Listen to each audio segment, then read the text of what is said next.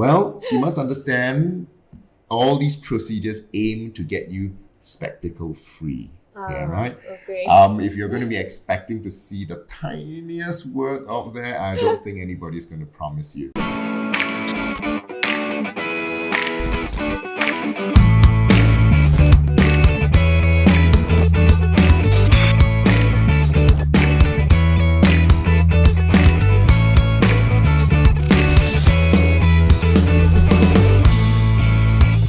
I have this question. So, I think LASIK nowadays are very popular, right? Certainly. Yeah, so can everybody do LASIK? Well, the short answer to your question is no. Oh. Before you do any form of laser refractive surgery, there are many methods of doing laser. LASIK is just one of the methods, but there are many forms of laser refractive surgery. Before we perform laser refractive surgery, you need to undergo an assessment. And the assessment involves checking whether you are suitable for LASIK. I see. Yes, that could be because your eyes are too dry, too distorted, the shape of your eye is not normal, you don't have enough cornea thickness, or it could even be other diseases. Say, for example, the retina is not healthy, or the nerve of the eye is not healthy. Any of those would already be in reasons why they would not be suitable for laser refractive surgery. So I thought everyone is would be suitable. No, Okay. unfortunately no. So what happens with those people who are not suitable? Well, it first depends on what is the reason why they're not suitable. Okay. Right? So one of the most common reasons why laser may not be suitable, assuming you don't have any other disease of the eye, in this day and age, is because of very high short-sightedness. If the power is very high, then sometimes laser refractive surgery is not so suitable. That's because you don't have enough cornea, which is what we laser, perform the laser procedure. Well, there is one other technique. Again, there are some limitations to whether you can do it or not, and that's called implantable Collamer lens, or some people call it implantable contact lens.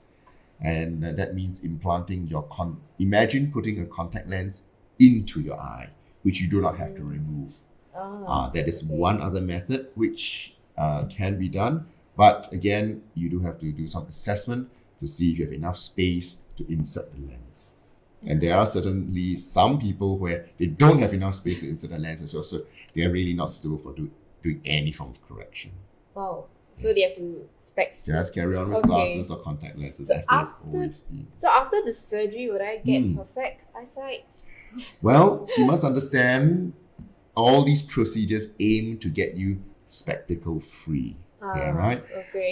If you're going to be expecting to see the tiniest word out there, I don't think anybody's going to promise you that. Okay. It's going to be convenient. So plus minus 50 degrees is often what we accept, what within acceptable range. And in general, I would say, laser refractive surgery or implantable Collamer lens for that matter, they do get you within that range. And for most people, that is, I would say, good enough vision and for them to be spectacle free. Okay. Yes. But certainly depends on your definition of being perfect. Okay. So if you want to see the smallest line with eagle vision, I would say that could be a little bit difficult. Okay. So am I right to say before I make any decision, to say that, okay, I want to go for LASIK, I should actually do a consultation first, Oh, definitely. right? Certainly. I mean, the surgeon who would be performing the procedure will definitely have to assess your eye very thoroughly to make sure that all your scans and the eye itself is completely healthy and within the acceptable parameters to do the laser surgery. Otherwise, you may actually run into more problems after the procedure. Oh, what kind of problems?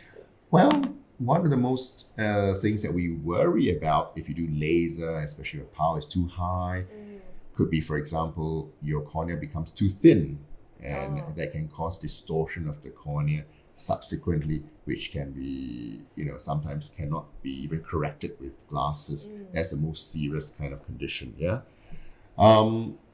The other things, if your eyes are dry to begin with, you can get even drier eyes after that, and that also can cause all kinds of issues as well.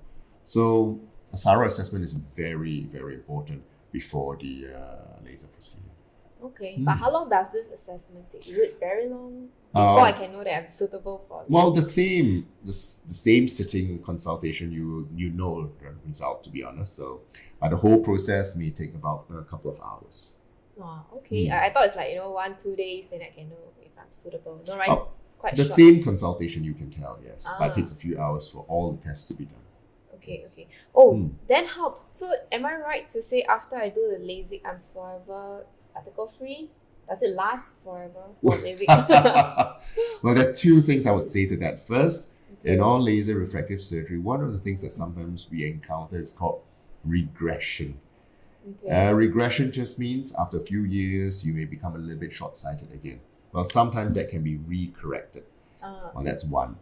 The second thing is, will you be spectacle free for life? Now, even if you don't have any of these conditions, such as regression, one of the things that will definitely happen to you past 40 is what we call presbyopia or 老花. Oh, okay. Yes, you're going to need reading glasses. So will you need reading glasses again? Unfortunately, the answer is yes. You will need reading glasses, or sometimes there's a point where you sometimes see the doctor again.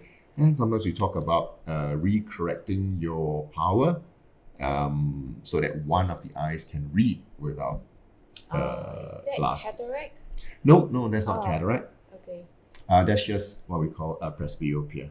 Yes, and making yourself short-sighted in one eye through the laser refractive surgery. At that point in time, you were able to see distance from one eye and near from the other side. And that's what we call monovision, and you can still get by a couple of years without having to wear glasses. Oh, that's cool. So one eye is short-sighted.